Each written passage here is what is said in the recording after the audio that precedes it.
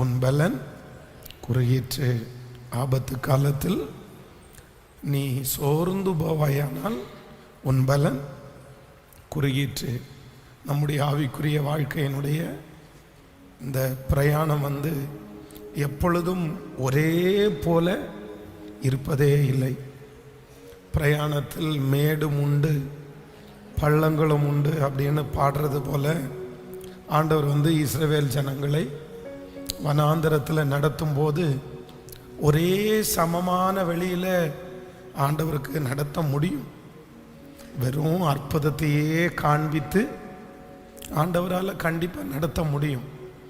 Daily புதிய புதிய சாப்பாடுகளை ஆண்டவர் தந்து அவங்கள நடத்த முடியும். ஆண்டவர் அவர்கள் போட்டிருந்த வஸ்திரம் பழமையாய் போகவில்லை.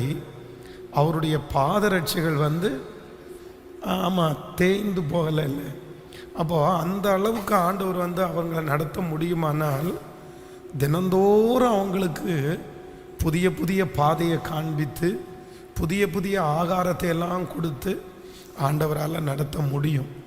ஆனால் ஆண்டவர் அவர்களுடைய பிரயாணத்திலே ஆண்டவர் நிறைய பரீட்சைகளை ஆண்டவர் வைத்தார்.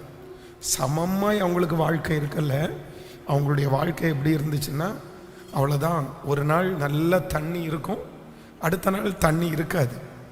அப்போ கொஞ்ச நாள் அந்த முதலில் ஆண்டவர் அந்த சாப்பாட்டை கொடுக்கும்போது அவங்க சொல்லும்போது சொல்கிறாரு, அது தேனில் இட்ட பணியாரம் போல் இருந்துச்சு. பொதுவாக நமக்கு நிறைய பேருக்கு இனிப்பு பிடிக்கும். ஆனால் அந்த இனிப்பு அப்படின்றது அது கொஞ்சமாக தான் நம்மளால் சாப்பிட முடியும், நிறைய சாப்பிட முடியாது. அது தேனை கண்டாயானால் மட்டாய் சாப்பிடு அப்படின்னு சொன்னது மாதிரி நம்ம டெய்லி நமக்கு இனிப்பையே கொடுத்துட்டு இருந்தாங்கன்னா அவ்வளோதான். நம்மளால் அது நமக்கு வெறுத்து போயிடும், நம்மளால் சாப்பிட முடியாது. அதனால் நம்ம அநேக நேரங்களில் இஸ்ரவேல் ஜனங்களுக்கு ரொம்ப கொழுப்பு ஜாஸ்தி அப்படின்னு நம்ம அவங்கள திட்டுவோம். ஏன் அப்படின்னா அவ்வளோ அற்புதத்தை பார்த்தாங்க, ஆனால் ஆண்டவரை மறுதளிக்கிறதற்கு எப்படி மனசு வந்துச்சு அப்படின்னு நம்ம அதுக்கு முன்னாடி அவர்கள் எகிப்திலிருந்து புறப்படும் போது ஆண்டவர் 10 வாதைகளை அவர்களுக்கு முன்பாக காண்பித்து மகா பெரிய ஒரு அற்புதத்தை செய்து ஆண்டவர் அவங்கள அழைச்சிட்டு வர்றாரு. எவ்வளோ பெரிய விஷயம் அது! அவங்க பொன்னோடும் பொருளோடும் அப்படியே சந்தோஷமாக கடந்து வர்றாங்க. கொஞ்ச தூரம் நடந்து வரும்போது செங்கடலை பார்த்த உடனே மோசையை பார்த்து கேட்குறாங்க, இந்த வனாந்தரத்தில் எங்களை சாகடிக்கவா கொண்டு வந்தீங்க? எங்களுக்கு அங்கே பிரேத குழிகள் இல்லையா அப்படின்னு முறுமுறுக்கிறாங்க. அப்போது நம்ம என்ன சொல்லுவோம் தெரியுமா? திட்டுவோம் அவங்கள. என்ன இப்படி அறிவில்லாமல் இருக்கிறீங்க? இப்போ தானே அற்புதத்தை பார்க்குறீங்க, ஏன் கர்த்தர் இனி அற்புதத்தை செய்வாருன்னு நீங்கள் நம்ப மாட்டிங்களா அப்படின்னு நம்ம கேட்போம். இப்போது அதே இதை ஆண்டவர் உங்களை பார்த்து கேட்குறாரு. உங்களுடைய வாழ்க்கையில் எத்தனையோ அற்புதத்தை ஆண்டவர் செய்தாரா இல்லையா? அற்புதம் நடந்திருக்குதா? ஆனால் இன்னைக்கு ஒரு காரியத்தை எதிர்பார்த்து இப்போவும் மனசில் சந்தேகத்தோடு இருக்கிற நிறைய பேர் இருக்கீங்க தானே? சொல்லுங்க. சந்தேகம் என்ன?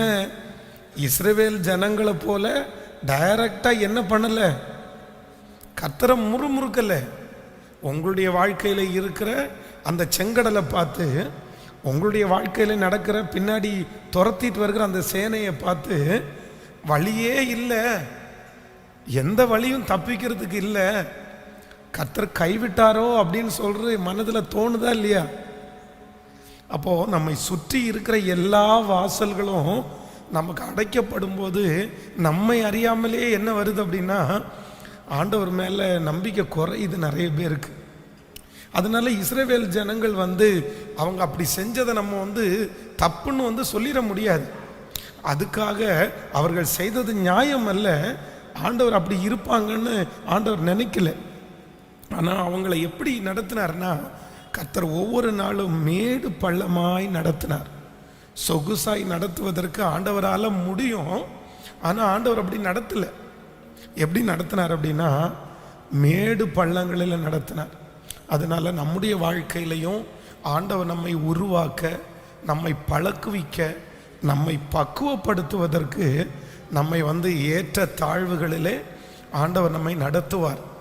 ஆனால் ஆண்டவருடைய பிள்ளைகள் ஒன்று நினைக்கணும், ஒரு இறக்கம்னு ஒன்று வந்துச்சுன்னா இன்னொரு ஏற்றோன்றது ஒன்று வரும். ஆண்டவர் நம்மை தாழ்த்துகிறவர் மட்டுமல்ல, நம்மை உயர்த்துகிற கர்த்தராகவும் இருக்கிறார். ஒருவேளை இந்த சத்தத்தை கேட்கிற நீங்கள் இத்தனை நாட்களும் ஒருவேளை தாழ்வாகவே நடந்திருக்கலாம், ஒரு உயர்வை நீங்கள் பார்க்காம கூட இருக்கலாம். ஆனால் நான் நம்புகிறேன், நீங்கள் சந்தேகப்பட வேண்டாம்.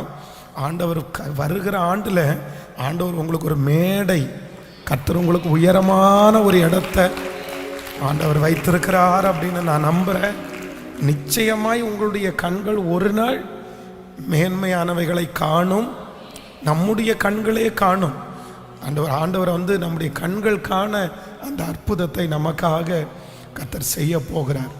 ஸோ ஒரு புதிய வருஷத்தை துவங்க போகிற நாம் நிறைய இந்த 7 நாட்களில், இந்த 4 நாட்களில் நிறைய தொண்டை ரொம்ப கோஆப்ரேட் பண்ணாததுனால, ஆனாலும் என்னால் ரொம்ப பேச முடியல. ஆனாலும் நீங்கள் இத்தனை பேர் வருவீங்கன்னு நான் நினைக்கவே இல்லை. 2வது நாளே தொண்டை ரொம்ப சரியில்லாததுனால, சரி ஓகே பாஸ்டரால் பேச முடியாது போல் தெரியுது, அதனால் நம்ம கொஞ்சம் ரெஸ்ட் எடுத்துக்குவோம் அப்படின்னு நினைப்பீங்கன்னு நினச்சேன். ஆனாலும் அந்த மெதுவாய் பேசின சத்தத்தையும் கேட்டு, ஸோ நீங்கள் எல்லாரும் ஆர்வமாய் வந்திருக்கிறீர்கள். நான் நம்புகிறேன், எப்போவுமே ஆண்டவரை தேடுகிறவர்களுக்கு என்று ஆண்டவர் ஒரு முன்னுரிமையை கொடுத்துட்டே தான் இருந்தார். இந்த நம்ம சர்ச்சில் யாருக்கு முன்னுரிமைன்னு நினைக்கிறீங்க? யாருக்கு முன்னுரிமைன்னு நினைக்கிறீங்க? காசு கொடுக்குறவங்களுக்கா? சொல்லுங்க, யாருக்கு முன்னுரிமை? நான் நம்புகிறேன், யார் ஆண்டவரோட ரொம்ப நடக்கிறாங்களோ அவர்களுக்கு இந்த திருச்சபையில் கனம் அதிகமாக இருக்கிறது. அதே போல் இந்த உலகத்தில் எத்தனை பேர் இருந்தாலும் ஆண்டவரை நம்முடைய வேலைகளை விட்டு இந்த 2 மணி நேரத்தில், இந்த 2.5 மணி நேரத்தில் நீங்கள் என்ன வேணாலும் செய்யலாமே. உங்களை யார் கேட்க போகிறா? ஒவ்வொரு வீட்டுக்கும் உங்கள் கழுத்தை பிடிச்சி வாங்க அப்படின்னு கூப்பிட முடியுமா நம்மளால்? இல்லையே. எத்தனையோ பேர் இந்த 2.5 மணி நேரம் ஃப்ரீயாக அவங்க டிவி பார்க்குறவங்க இருக்கிறாங்க, மொபைல் பார்க்குறவங்க இருக்கிறாங்க. இத்தனை நிறைய பேர் என்னென்னமோ பண்ணிகிட்டு இருக்கும்போது நீங்கள் ஆண்டவரை கனப்படுத்தி, சரி ஆண்டவருடைய சமூகத்தில் கொஞ்ச நேரம் போய் நம்ம இருப்போமே, நம்ம பரிசுத்தமாக இல்லை, பரிசுத்தமாய் ஒரு புதிய ஆண்டுக்குள்ளே பிரவேசிப்போமே அப்படின்னு நீங்கள் நினச்சதை கண்டிப்பாக சொல்கிறேன், ஆண்டவர் கணக்கு வைக்கிறதுக்கு வல்லவராக இருக்கிறார். வேதம் சொல்கிறது, அவருடைய நாமத்திற்காய் காண்பிக்கிற அன்புள்ள பிரயாசத்தை மறந்து விடுவதற்கு அவர் யார் இல்லையாமாமோ. அதனால நான் நம்புகிறேன், இந்த வருடம் உங்களுக்கு நிறைய பேருக்கு நல்ல வருடமாய் தான் அமைந்திருக்கிறது. ஆமோதிக்கிறீங்களா இல்லையா? ஓரளவு இவ்வளவு சோதனையிலையும் நம்ம நிற்கிறதுக்கு காரணம் என்ன அப்படின்னா, போன ஆண்டு ஆண்டவரை தேடின அந்த தேடுதலை கர்த்தர் கணக்கில் வச்சிருந்து இந்த ஆண்டு நமக்கு வருகிற நிறைய ஆபத்திலிருந்து கர்த்தர் நம்மை கிருபையாய் கர்த்தர் காப்பாற்றி இருக்கிறார். இன்றைக்கு ஒரு 79 வயதான ஒரு அம்மா ஒரு சாட்சியை அனுப்பியிருந்தாங்க. எனக்கு ரொம்ப ஆச்சரியமாக இருந்துச்சு. நான் முடிஞ்சால் வருகிற ஞாயிற்றுக்கிழமை இந்த சாட்சியை உங்களுக்கு அவங்க வாய்ஸ் ரெக்கார்டு அப்படியே போட முடியுமான்னு பார்க்குறேன். ஒரு 3 நிமிஷம் அவங்க பேசி அனுப்பியிருந்தாங்க. அவங்களுக்கு யாருமே இல்லை, பிள்ளைகள் யாருமே இல்லை. ஒரு வீட்டில் தனிமையாக 70 வயசுக்கு மேலே ஒரு வீட்டில் தனிமையாக இருக்காங்க. ஒரு நிமிஷம், அவங்க உடைய வயசை கரெக்டாக நான் சொல்லிடுறேன். 74 வயசு. 74 வயசில் அந்த வீட்டில் தனிமையாக இருக்கிறாங்க. அப்போ வந்து நம்முடைய நிகழ்ச்சிகள் எல்லாம் அவங்க வந்து அடிக்கடி பார்த்துட்டே இருக்கிறோம். நிறைய ஆண்டவரோட இந்த ஃபாஸ்டிங் ப்ரேயருக்கெல்லாம் அட்டன் பண்ணேன் அப்படின்ட்டு கடந்த 2-3 நாட்களுக்கு முன்னாடி வந்து அவங்க வீட்டில் படுக்கையாக படுத்து கிடக்கும்போது இரவு அவங்க தூங்கிட்டு இருக்கும்போது திடீர்னு முழிப்பு வந்துச்சு. உடனே எந்திரிச்சு பார்த்தா அவங்களுக்கு ஏதோ ஒரு ஸ்மெல் தெரிகிறது மாதிரி இருந்துச்சாம். ஆனால் என்ன நடக்குதுன்னே தெரில. உடனே பக்கத்தில் இருக்கிற ஒரு ஆண்டவருடைய பிள்ளை ஒரு கிறிஸ்தவருக்கு ஃபோன் பண்ணி, இந்த மாதிரி என்னமோ எனக்கு வித்தியாசமாக இருக்குது, என்னுடைய கனவு இல்லைன்னா என்னுடைய சொப்பனம் எல்லாம் வித்தியாசமாக வருது, எனக்கு ஒரே பயமாக இருக்குது, கொஞ்சம் வீடு வரைக்கும் வர முடியுமா அப்படின்னு கேட்டிருக்காங்க. உடனே அவரும் வந்து நான் வர்றேன் அப்படின்னு சொல்லி வீட்டுக்குள்ளே வந்திருக்கிறாரு. அவருக்கு வந்து இந்த கேஸ் சிலிண்டருடைய ஸ்மெல்லு வந்திருக்குது. என்னம்மா ஏதோ ஸ்மெல் வருது அப்படின்னு சொல்லிட்டு உள்ளே போய் பார்த்தா அந்த கேஸ் வந்து லீக் ஆகி வீடு வந்து எரிஞ்சிட்டு இருக்குது. அந்த கிச்சன் போய் உடனே அந்த கேஸை வந்து ஒரு இது போட்டு மூடி அதை கொண்டு போய் வெளியே வச்சுட்டு அந்த தீயை வந்து அணைச்சிட்டு வெளியே வந்து சொன்னாரம்மா, உங்களோட யாருமே இல்லைன்னு மட்டும் நினைக்காதீங்கம்மா, உங்களோட ஆண்டவர் எப்பவுமே இருக்கிறாருன்னாங்களே.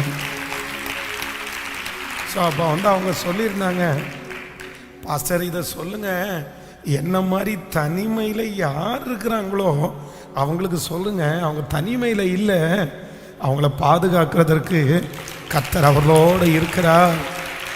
ஆமே.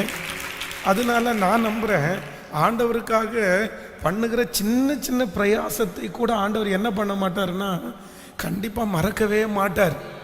அதனால் இப்போ நீங்கள் செலவிடுகிற நேரத்தை கர்த்தர் மறக்கவே மாட்டார்.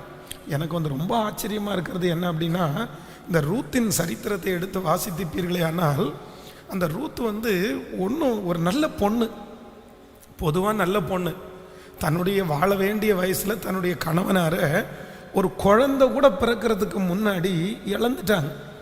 இது யாரால் வந்துச்சு அப்படின்னு சொன்னால், சுற்றி இருக்கிறவங்க எல்லாரும் என்ன பேச ஆரம்பித்தாங்கன்னா, இந்த பிள்ளைங்க 2 பேரும் இந்த கணவராரும் சாகிறதுக்கு காரணம் யார்?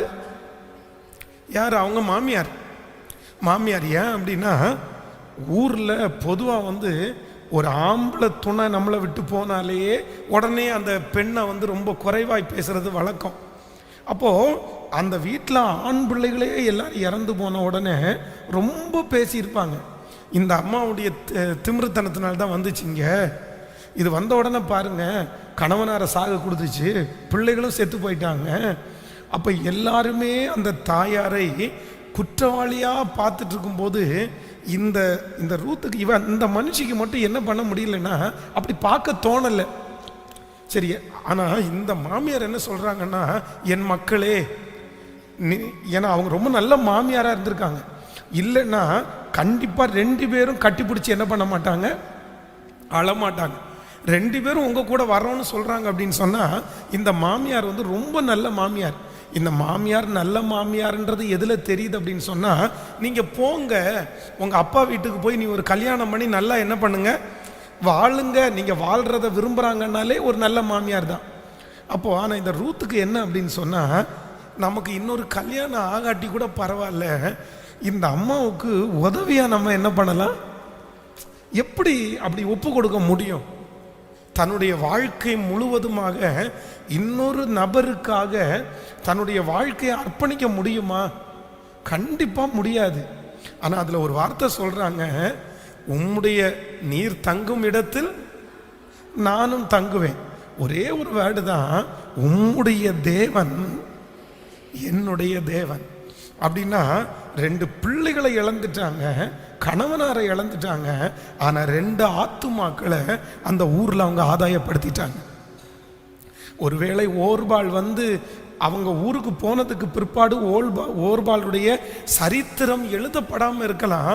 ஆனால் உண்மையிலே நான் நம்புகிறேன், அந்த தேசத்திற்கு ஒரு சுவிசேஷம் அறிவிக்கிறதுக்கு ஓர்பால் கண்டிப்பாக ஒரு காரணமாக இருந்திருப்பாங்க.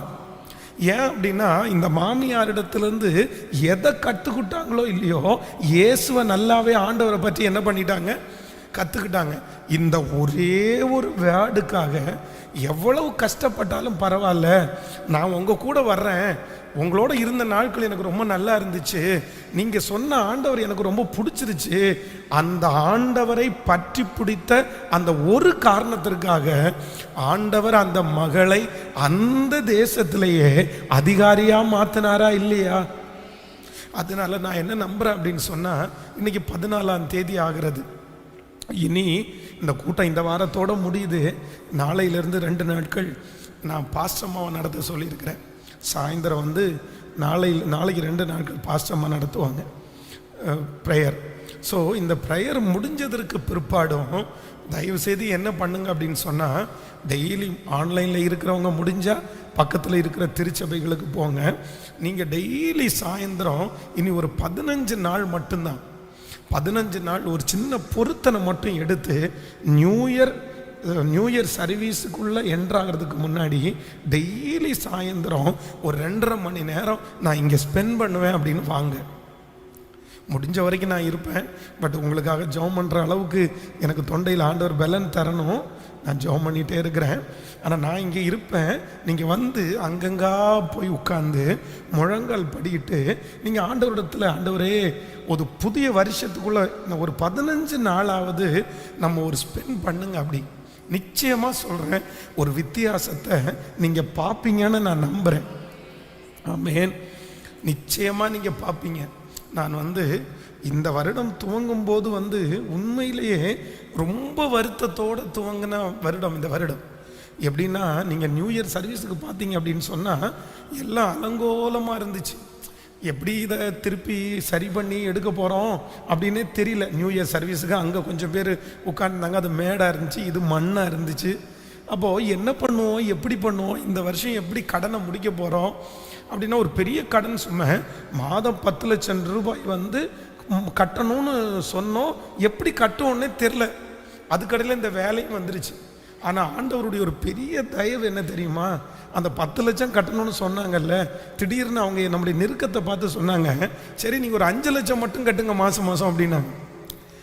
அதுலேயும் கொடுக்க முடியாமல் அவங்க என்ன சொன்னாங்க தெரியுமா, சரி சர்ச்சு கட்டி முடிகிற வரைக்கும் நீங்கள் தர வேண்டாம், முடிச்சதுக்கு அப்புறம் வேணால் தாங்க. எவ்வளோ நல்ல ஒரு ஆண்டவர் பாருங்க. அப்போ நான் என்ன நம்புகிறேன் அப்படின்னு சொன்னால், நம்முடைய தேவன் வந்து இந்த வருஷத்தினுடைய முடிவை நான் பார்க்கிறேன்.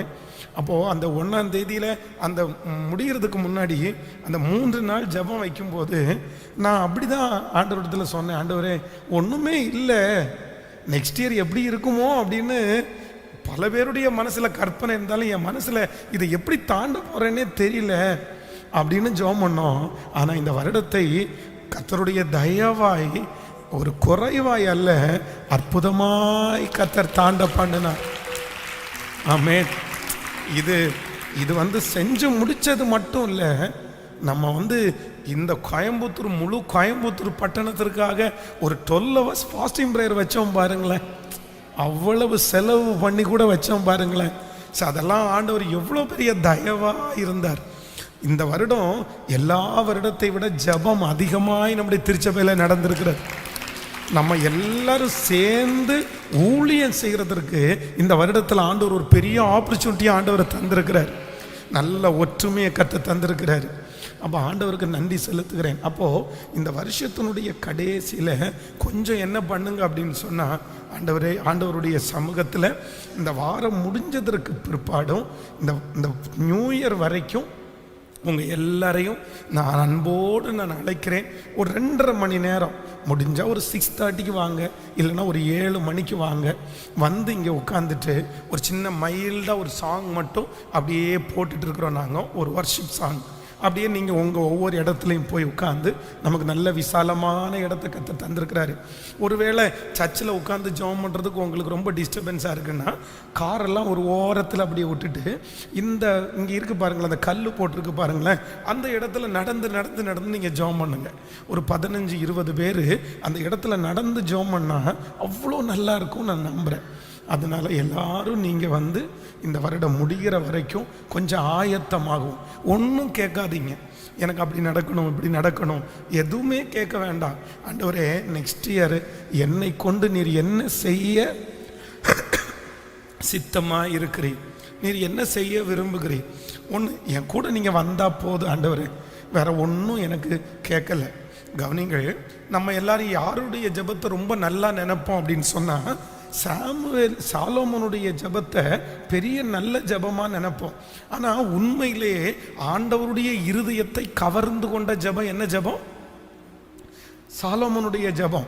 என்ன ஜெபிக்கிறார் அப்படின்னு சொன்னால், ஆண்டவரே எனக்கு இந்த ஜனங்களை நடத்துவதற்கு ஞானம் உள்ள இருதயத்தை. உடனே ஆண்டவர் என்ன சொல்றாரு அப்படின்னா, நீ கேட்டது எனக்கு பிடிச்சிருச்சு, நீ கேளாத ஐஸ்வர்யத்தையும் உனக்கு நான் தந்தேன். நல்லா கவனிச்சுங்க, இதில் இருக்கிற இந்த ஜெபத்தினுடைய அர்த்தம் என்ன அப்படின்னு சொன்னால், நீங்கள் கொடுத்ததை நான் இழந்துடக்கூடாத ஆண்டவரே, அதுக்கு வேண்டிய கிருபை எனக்கு தாங்கன்னு ஜெபம் பண்ணுறாரு. நீங்கள் உங்களுடைய வாழ்க்கையில் ஒரு ஜெப குறிப்பு ரொம்ப அவசியமான ஒன்று. ஆண்டவராக உங்களுக்கு ஒன்று தருவார் பாருங்களேன், அதை நீங்கள் இழந்துடவே கூடாது. நம்முடைய வாழ்க்கையில் இருக்கிறதுலையே ரொம்ப கொடுமையான ஒன்று என்ன தெரியுமா? ஆண்டவர் நமக்கு கொடுக்கிறத நம்ம இழக்கிறது தான். அவர் கொடுக்குற கிருபையாக இருக்கலாம், அவர் கொடுக்குற தொழிலாக இருக்கலாம், அவர் கொடுக்குற ஊழியமாக இருக்கலாம், அதை நீங்கள் இழந்துடவே கூடாது. அப்போது ஆண்டவர் கொடுத்ததை இழக்கக்கூடாதுன்னு ஜெபம் பண்ண உடனே ஆண்டவருக்கு பிடிச்சிருச்சு. ஆனால் நான் நம்புகிறேன், இதை விட ஆண்டவருக்கு இன்னொருத்தரை பிடிச்சிருச்சு. யாரை தெரியுமா? அவருடைய அப்பாவை. அவங்க அப்பா என்ன சொல்கிறார் அப்படின்னு சொன்னால், நான் தினந்தோறும் உங்கள் சாயலினால் நான் என்ன பண்ணுவேன்? திருப்தி ஆவேன். உடனே ஆண்டவர் என்ன சொல்கிறார் அப்படின்னா, நீ என்னுடைய இருதயத்திற்கு ஏற்ற தாசன். பாருங்க, இந்த சாலோமோன் தன்னுடைய ஆண்டவர் கொடுத்த ஆசீர்வாதத்தை இழக்கக்கூடாதுன்னு ஜெபம் பண்ணா அது பெருகிருச்சு. ஆனால் கடைசியில் பார்த்தீங்கன்னா அவனால் அதை தாக்குப்பிடிக்கவே முடியல. ஆனால் தாவீது அப்படி அல்ல, கடைசி வரையிலும் தன்னுடைய ராஜ்ய பாரத்தை காப்பாற்றினான். காரணம் என்ன அப்படின்னா, அவனுக்கு வேற எதன் மேலே நாட்டம் இல்லை, எனக்கு நீங்கள் என் கூட இருந்தால் போதும், உங்கள் சாயலில் நான் திருப்தியானா போதும். அதனால உங்களுடைய ஜெபம் எப்படி இருக்கட்டும் அப்படின்னு சொன்னால், ஆண்டவரே நீங்கள் அப்படின்னு இருக்கிற நாட்கள் முழுவதும் நம்ம ஜெபம் பண்ணும்போது ஆண்டவர் நம்முடைய ஜெபத்தை கேட்பார். நான் உண்மையிலே நம்புகிறேன், ஆண்டவர் என்னுடைய மனதில் பேசிகிட்டே இருக்கிறாரு. வருகிற 2024 ஆண்டு இந்த சத்தத்தை கேட்கிற நிறைய பேருடைய தலையின் மேலே ஆண்டவர் கிரீடத்தை வைக்கிற ஆண்டாய் கர்த்தர் மாற்ற போகிறார். யோசேப்பை சிறையிலிருந்து கொண்டு வந்தாங்கல்ல, சிறையிலிருந்து அவனை சவரம் பண்ணி, அவனை குளிப்பாட்டி, அவனுக்கு ஒரு நல்ல வஸ்திரத்தை உடுத்தி ராஜாவுக்கு முன்னாடி கொண்டு நிறுத்தினாங்கல்ல. நான் நம்புகிறேன், இந்த சத்தத்தை கேட்குற நிறைய பேரை கர்த்தர் அடிமைத்தனத்திலிருந்து, சிறைச்சாலையிலிருந்து, அடங்கி கிடக்கிற இடத்திலிருந்து, உங்களை அடக்கி வச்சிருக்கிற இடத்திலிருந்து கர்த்தர் உங்களை வெளியே கொண்டு ராஜாவுக்கு முன்னாடி உங்களை நிறுத்துகிற வருஷமாய் கர்த்தர் நிச்சயம் மாற்றப் போகிறார். ஆண்டவர் அந்த மாதிரி வச்சிருக்கிறார். ஆண்டவர் உங்களை ஆசீர்வதிப்பார். இன்றைக்கு நம்ம ஒவ்வொரு நாளும் ஒவ்வொரு பரிசுத்தத்தை குறித்து ஜெபம் பண்ணிட்டு இருக்கிறோம். இன்றைக்கு என்ன அப்படின்னு சொன்னால், நம்முடைய நடையிலே பரிசுத்தம் அப்படின்ற ஒரு தலைப்பில் நம்ம ஒரு சில காரியத்திற்காக நம்ம ஜெபம் பண்ணி நம்ம முடிக்க போகிறோம். அப்படின்னா நம்முடைய கால்களை குறித்து வேதம் சொல்லுகிறது. நல்லா கவனிங்க, இந்த கால்களை குறித்து வேதம் நமக்கு பல இடங்களில் ரொம்ப அழகான வார்த்தைகளை எல்லாம் சொல்லுது. நீங்கள் நீதிமொழிகளில் வாசிக்கும் போது, அவள் கால்கள் வீட்டில் தரித்திருப்பது இல்லை அப்படின்னு ஒரு வசனம் சொல்லுது. நீங்கள் ரொம்ப நல்லா கவனிக்கணும், என்ன எல்லாரும் கவனிங்க. நீங்கள் எப்போ என்ன பண்ணணும் அப்படின்னு சொன்னால், நம்முடைய கால் போன போக்கில் நம்ம என்ன பண்ண முடியாதுன்னா போக முடியாது. சிலர் அப்படிதான், அவர்களுக்கு எல்லா இடத்துலையும் இருக்கிறதுக்கு பிடிக்கும், ஆனால் எங்கே இருக்கிறது பிடிக்காது அப்படின்னு சொன்னால் வீட்டில் தரித்திருக்கிறது பிடிக்காது. ஆனால் உண்மையான ஒரு ஆசீர்வாதம் ஒரு தேவனுடைய பிள்ளைக்கு எங்கே ஆரம்பிக்குதுன்னா, உங்களுடைய வீட்டில் எல்லாருமே தரித்திருக்கணும்னு ஜெபம் பண்ணணும். நான் இப்பொழுது நான் உணர்கிறேன். என்னுடைய 10th படிக்கும்போது பார்த்தீங்க அப்படின்னு சொன்னால் கரெக்டாக ஒரு 8:30 மணி ஆயிடுச்சா, 8:30 மணிக்கு எங்கள் அப்பாட்ட சொல்லிவிட்டு சரி நான் கிளம்புறேன் என்ன அப்படின்னா, எங்களுக்கு தூங்குறதுக்கு வெளியில் வீடை சாத்திட்டு வெளியில் வராண்டால தான் நாங்கள் படுத்திருப்போம். அங்கே பாயில் தலைனை எதை வச்சுட்டு அவங்க உள்ளே படுத்துக்குவாங்க. நாங்கள் எத்தனை மணிக்கு வர்றோம், எத்தனை மணிக்கு இந்த சாப்பாடை சாப்பிட்றோம் அப்படின்னு நிறைய நேரத்தில் எங்கள் அம்மா அப்பா கவனிக்கலை. அவங்க பாட்டுக்கு அவங்க 9:30 மணி ஆச்சா எங்கள் அம்மா அப்பா வீடை பூட்டிட்டு அப்படியே படுத்துருவாங்க. நான் எங்கள் அண்ணன் எல்லாரும் ஆம்பளை பிள்ளைங்க எல்லாருமே ஒரு 9:30 மணி 8:30 மணி ஆயிடுச்சுன்னா சரி வர்றோம் அப்படின்னு சொல்லிட்டு ஒரு வேளை வீட்டுக்கு பக்கத்தில் டிவி பார்க்க போகிறது, இல்லைன்னா ஃப்ரெண்ட்ஸோடு பேசிகிட்டு இருக்க போகிறது. ஆனால் எங்களுடைய குடும்பத்தோடு ஒரு உறவே இல்லாமல் இருந்துச்சு. ஆனால் இப்போ தான் நான் அதை உணர்றேன். இல்லை, நம்ம நிறைய பேருடைய வீட்டில் இருக்கிற பிள்ளைகள் என்ன பண்ணுறாங்கன்னா, அவருடைய கால்கள் வீட்டில் தரித்திருக்கிறதே இல்லை. கணவன்மாருடைய அப்படியே நிறைய பிரதர்ஸ் கூட அப்படி தான், அவ்வளோதான் வீட்டில் அவங்க இருக்கவே மாட்டாங்க. ஒரு 11:30 மணிக்கு வர்றது, 12 மணிக்கு வர்றது.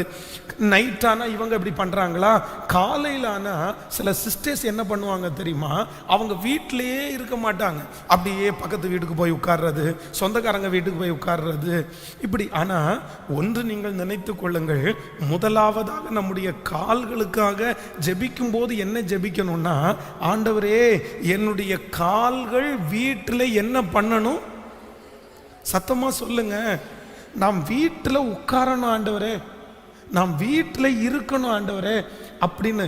உங்களுடைய பிள்ளைகள் யாராவது ஒருவர் அப்படி இருக்கிறார்களானால் இப்போ அவர்களுக்காக ஜெபம் பண்ணுங்க. இந்த ஜெபத்தில் இருக்கிற பிள்ளைங்க கூட அப்படி இருப்பீங்கன்னா தயவு செய்து நான் சொல்கிறேன், உங்களுடைய வீட்டில் நீங்கள் நேரத்தை நீங்கள் செலவு பண்ணுங்க. உங்களுடைய வீட்டில் உங்களை பார்க்கணும். ஆனால் இன்றைக்கி வீட்டில் போனால் அப்பா அம்மாவை பார்த்துடலாம், ஆனால் யாரை பார்க்க முடியாது தெரியுமா, பிள்ளைகளை பார்க்க முடியாது. பிள்ளைங்க எந்த ஃப்ரெண்ட்ஸோடு சேர்ந்து தெருவில் சுற்றுறது, வெளியில் போகிறது, இல்லை இல்லை இல்லை இல்லை. ஆண்டவரிடத்தில் முதல் ஜெபிப்போம், நானும் என் வீட்டாருமோ வென்றால் கர்த்தரையே சேவிப்போம். ஆமேன் சொல்லுங்கள். ஒரு குருவி இருக்குன்னா பாருங்க, இந்த குருவி காலையில் முழுவதும் உழைச்சாலும் சாயந்தரம் எங்க வந்துருது, தன்னுடைய கூட்டுக்குள்ள உட்கார்ந்துருது.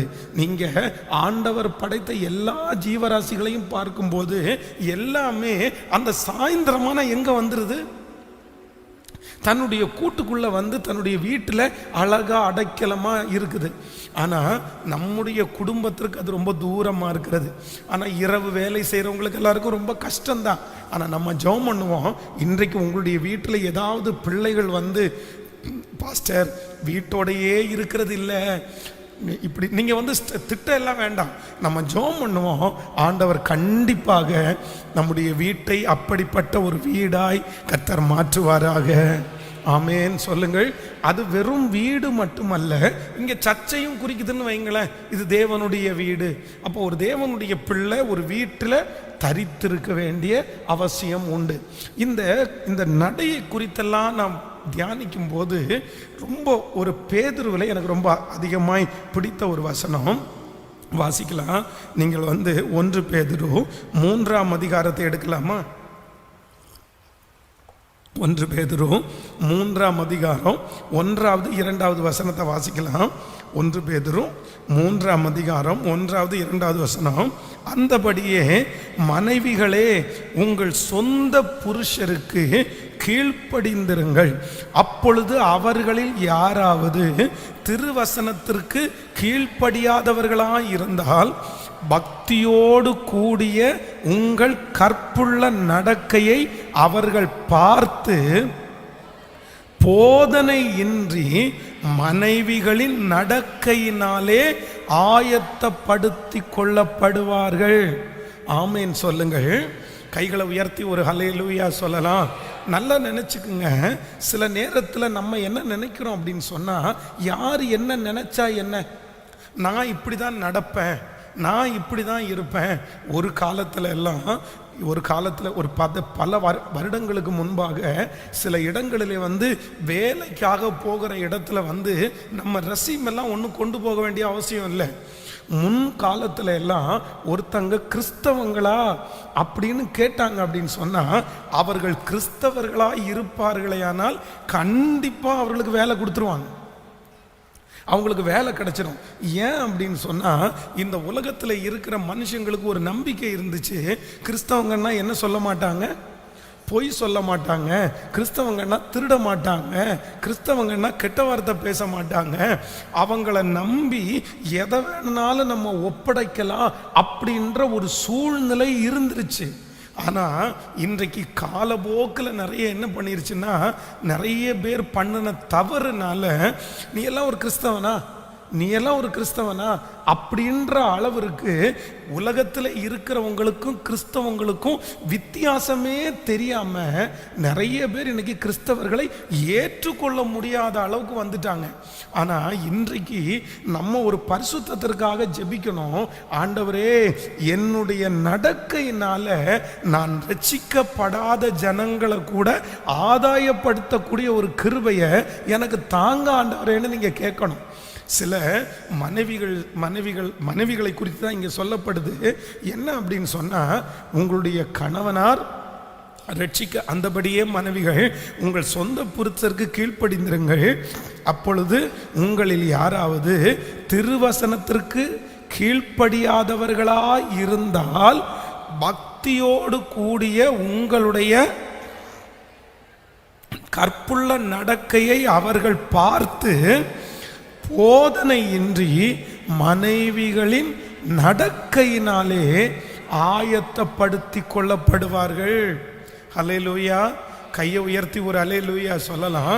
இன்றைக்கு ஜெபத்திலே இந்த சத்தத்தை கேட்கிற நீங்க, என்னுடைய கணவனார் பைபிள் எடுக்க மாட்டேங்கிறாரு, என்னுடைய கணவனார் சர்ச்சுக்கே வர மாட்டேங்கிறாரு, அவர்கிட்ட எவ்வளவு சொன்னாலும் புரிய மாட்டேங்குது, சர்ச்சுக்கு போகிறதே சில நேரத்தில் தடையா நினைக்கிறாரு அப்படின்னு யாராவது நீங்க சொல்றீங்களா?